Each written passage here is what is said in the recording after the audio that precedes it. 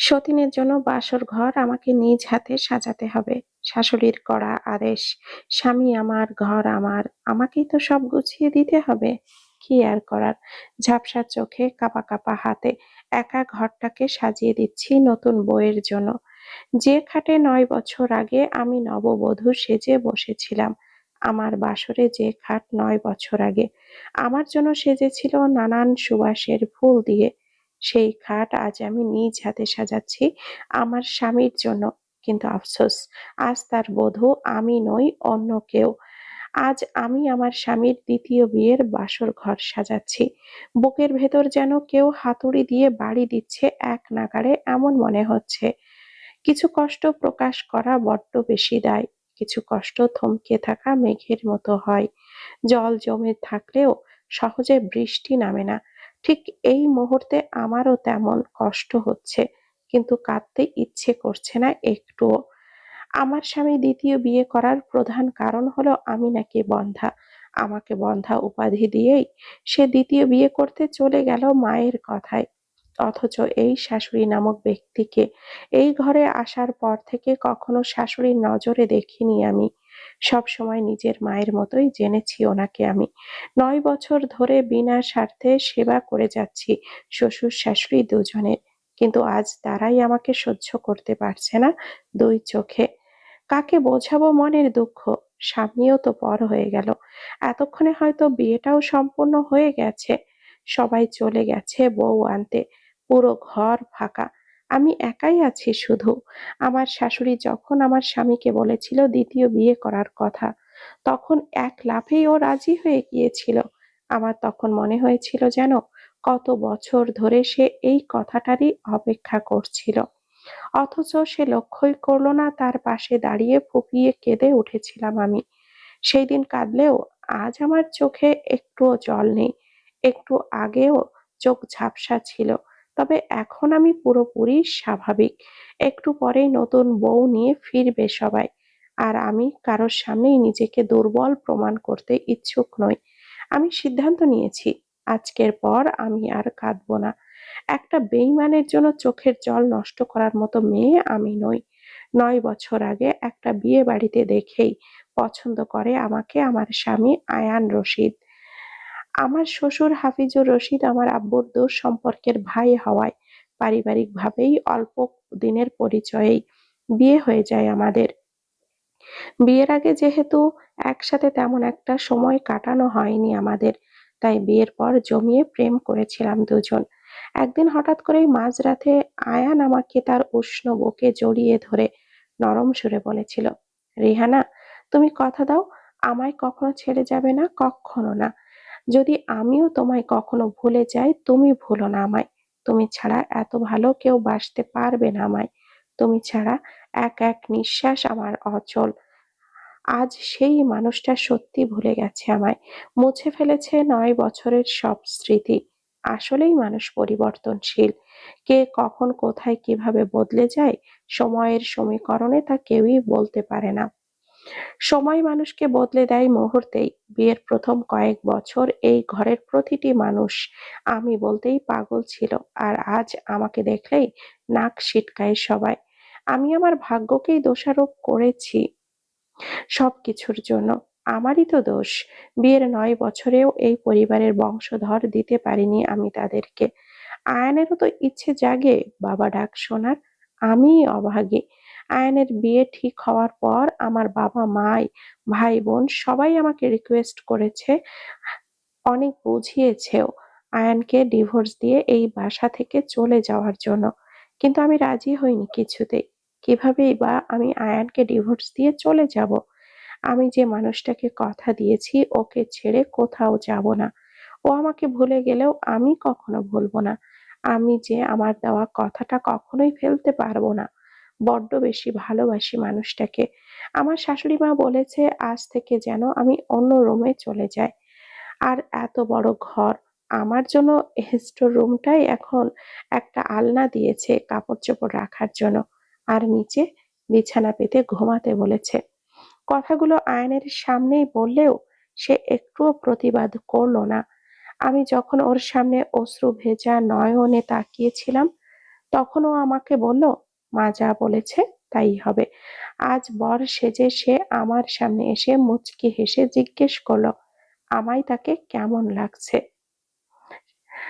আমি মৃদু হেসে উত্তরে বলেছিলাম, একদম সেই দিনের মতো অপূর্ব লাগছে যেদিন আমাদের বিবাহ হয়েছিল।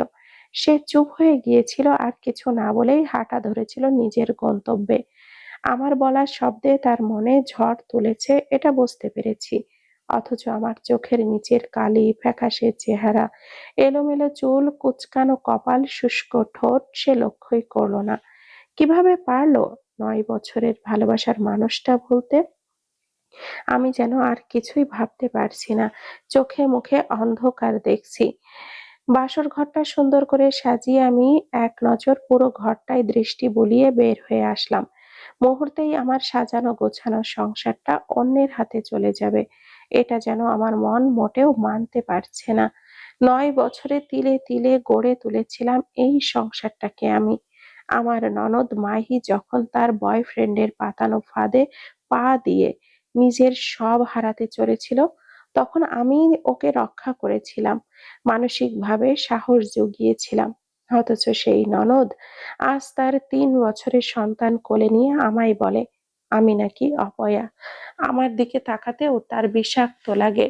আমি শুধু তার কথার জবাবে একটু ফিকে হেসে তাকে এইটুকু বলেছিলাম উত্তরে, একটুকু অপেক্ষা করো বোন, আল্লাহ কাউকেই নিরাশ করেন না। তোমার নতুন ভাবে নিশ্চয় তোমাকে ফুপি হওয়ার খুশিটা দিবেন ইনশাআল্লাহ। কি অদ্ভুত তাই না? নিজের স্বামীকে অন্যের সাথে শেয়ার করতে হবে জেনেও ননদকে এমন কথা বলতে হচ্ছে বুকে পাথর চেপে রেখে। আমার শাশুড়ির কড়া আদেশ, আজ থেকে আমাকে এই ঘরে কাজের মেয়েদের মতো করে থাকতে হবে। আমার এই মানুষগুলোকে চিনতে বড্ড বেশি কষ্ট হচ্ছে আজ। একটা সময় এই মানুষগুলোই আমাকে রানী করে তুলেছিল এই ঘরের। আমি জানি এই সব কিছু তারা এই কারণেই করতেছে।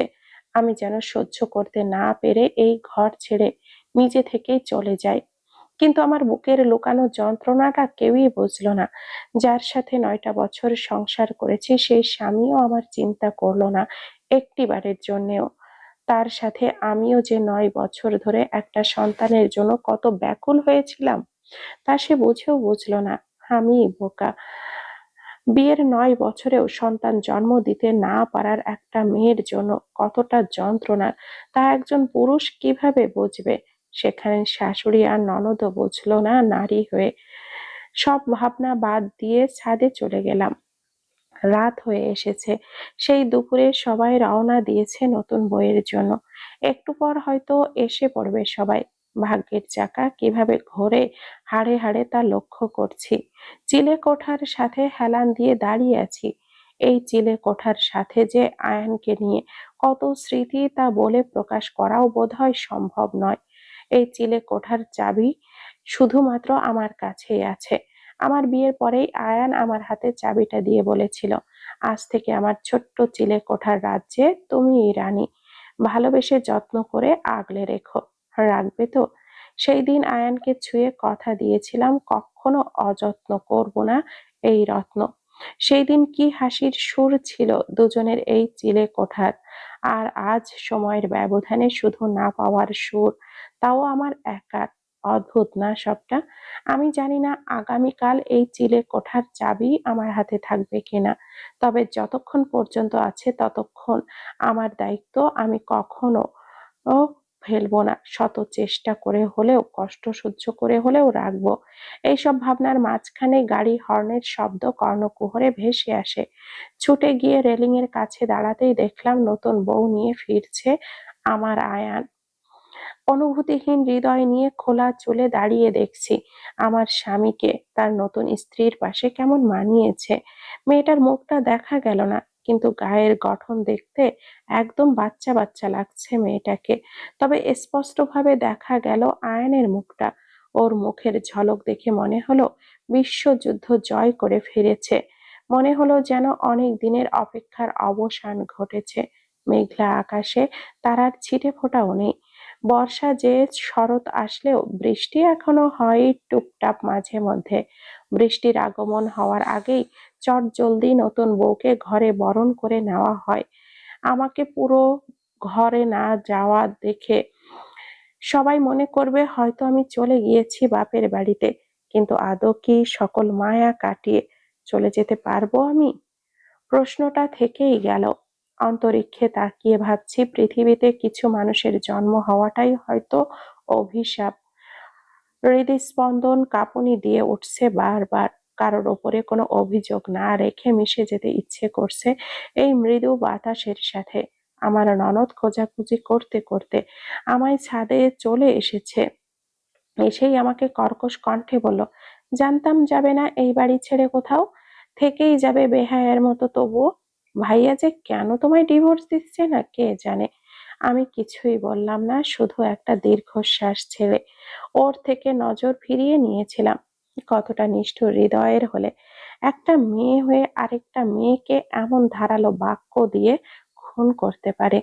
বুঝতে পারছি এই ঘরে আশ্রিতা এখন আমি, আর সবার মাথার ওপরের বোঝা। আমার ভাবনায় ছেদ পড়ল। আমার ননদ মাহির বলল, গজগজ করে সে বলতে থাকলো, এত রাতে এখানে দাঁড়িয়ে থেকে নিজের মরা চেহারা পাড়া প্রতিবেশীকে দেখাতে হবে না আর। নিচে চলো, নতুন বউ বাসরে বসিয়ে আসবে তুমি। কলিজাটা কেঁপে ওঠে আমার। হুট করেই মাহির এর মুখে কথাটা শুনে শেষ পর্যন্ত আমাকে দিয়ে হেটাও করানো হবে, ভাবতেও পারিনি। আমি যে আয়নের চোখের দিকে তাকাতে পারবো না আর। আমি যে বড্ড বেশি দুর্বল ওই মানুষটার প্রতি। মানুষগুলো কেন এমন করছে আমার সাথে? আমি এই বাড়ি ছেড়ে চলে গেলেই তারা শান্তি পাবে বুঝতে পারছি, কিন্তু আমি যে বেইমানি করতে পারবো না সেই মানুষটার সাথে, যে মানুষটাকে জীবনের 9টা বছর প্রাণ উজাড় করে ভালোবেসেছি। আমি মানুষটাকে কথা দিয়েছিলাম সে ভুলে গেলেও আমি ভুলে যাব না, তাকে ছেড়ে কখনো যাব না কোথাও। কিন্তু মাহির কথার ভাবতে গেলেই মাথায় আসে, ও তো যুক্তির কথাই বলেছে। আয়ান দ্বিতীয় বিয়ে করার জন্য এক্সাইটেড হলেও আমাকে ডিভোর্স দেওয়ার কথা মুখে একবারও উচ্চারণ করেনি। তাহলে কি আয়ান এখনো ভালোবাসে আমায়? না, তা কখনোই সম্ভব না। ভালোবাসলে কখনোই আমাদের মাঝে তৃতীয় কাউকে আনতে পারতো না। ভালোবাসলে আমার চোখের নিচের কালি শুষ্ক ঠোঁট, এলোমেলো চুল দেখেও সে এতটাও শান্তিতে থাকতে পারতো না।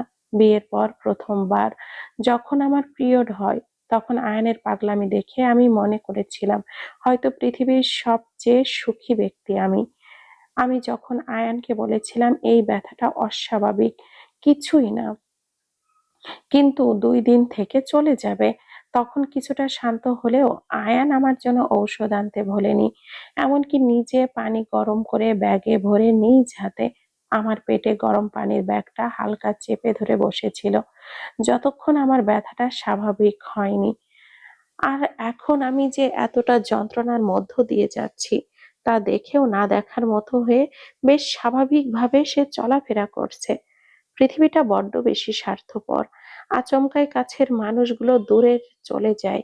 আমাকে নিচে যেতে বলেই মাহি চলে গেল, কিন্তু বিন্দু পরিমাণও ইচ্ছে করছে না আমার এই মুহূর্তে নিচে যেতে। তবুও পা বাড়ালাম।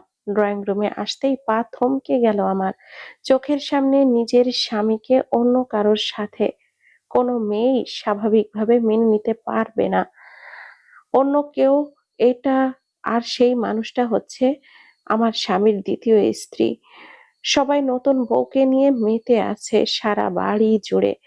মাহি আয়ান আর তার নতুন স্ত্রী নয়নাকে কাপল পিক তোলার জন্য বিভিন্ন পোজ শিখিয়ে দিচ্ছিল, আর আয়ান তা হাসি মুখে পালন করছে। বিন্দু পরিমাণও চিন্তার রেখা আয়ানের মাঝে আমি দেখছি না। সবাই দেখার আগে চোখের কোণে জমা অশ্রুটা মুছে নিয়ে জোরে জোরে কয়েকটা শ্বাস নিলাম। তারপর শাশুড়ির কাছে গিয়ে বললাম, মা ডেকেছেন আমায়? সাথে সাথেই আমার শাশুড়ি হুংকার দিয়ে বলে উঠলেন, ডেকেছি তো আরো 3 ঘন্টা আগে, আর মহারানীর আসার সময় হলো এখন? মায়ের কথায় সবাই আমার আর ওনার দিকে দৃষ্টি নিক্ষেপ করলেন, সাথে আয়ান আর তার নতুন বউ নয়নাও। আমি শান্ত স্বরে মাকে বললাম, কি বলছেন এসব আম্মু? মাত্রই তো মাহি বলে আসলো আপনি ডাকছেন। ও, তাহলে আমি এখন মিথ্যা বলছি? আমি লক্ষ্য করলাম নয়না মেয়েটা চোখ বড় বড় করে হা হয়ে দেখছে সব। এটাই তো স্বাভাবিক। পিচ্চি একটা মেয়ে কি এত দ্রুত এইসবের সাথে খাপ খাওয়াতে পারবে সহজে? অদ্ভুত দৃষ্টি নিক্ষেপ করে স্থির হয়ে আছে নয়না। শুনেছিলাম মেয়েটার বয়স মাত্র 19।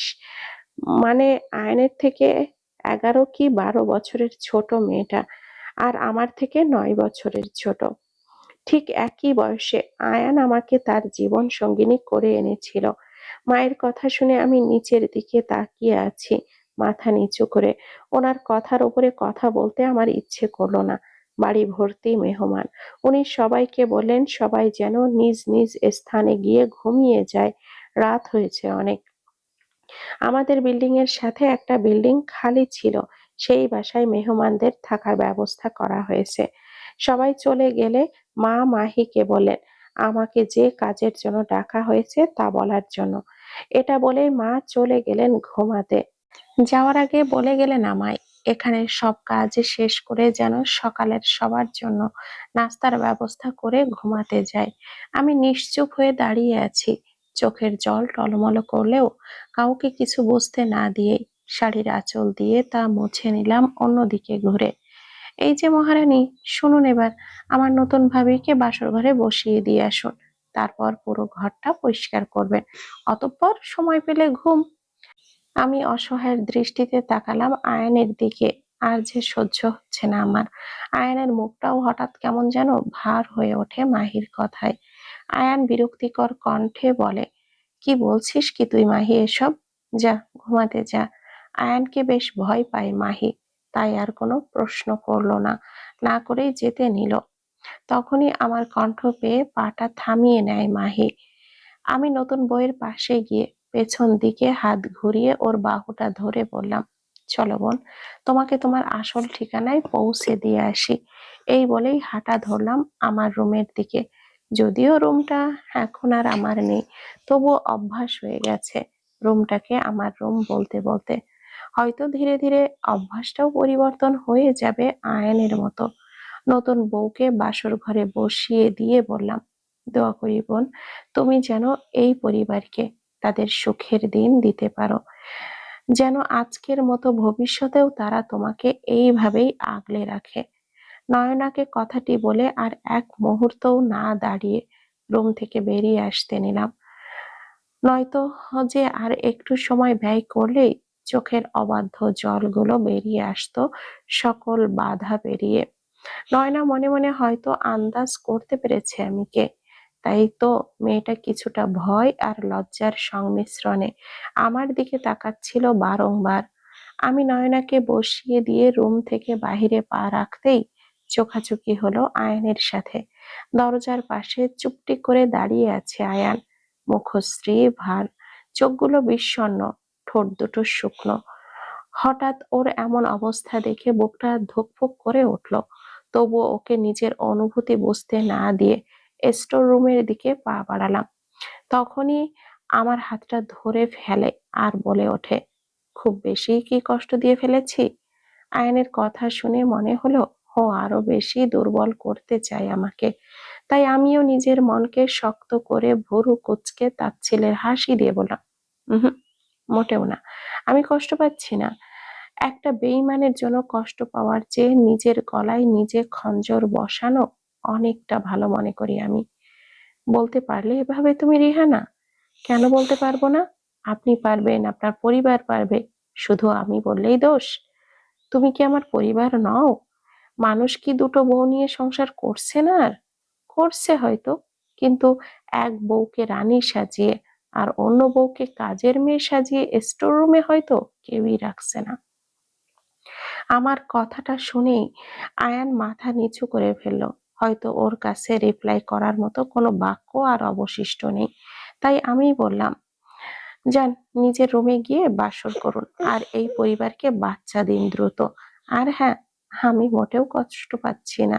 কষ্ট পেলে অবশ্যই বাসর ঘরটা সেই 9 বছর আগে সাজানো ঘরটার মতো সেম ভাবে সাজাতাম না। এটা বলেই এক ছুটে স্টোর রুমে এসে দরজাটা বন্ধ করে ধপাস করে নিচে বসে পড়লাম।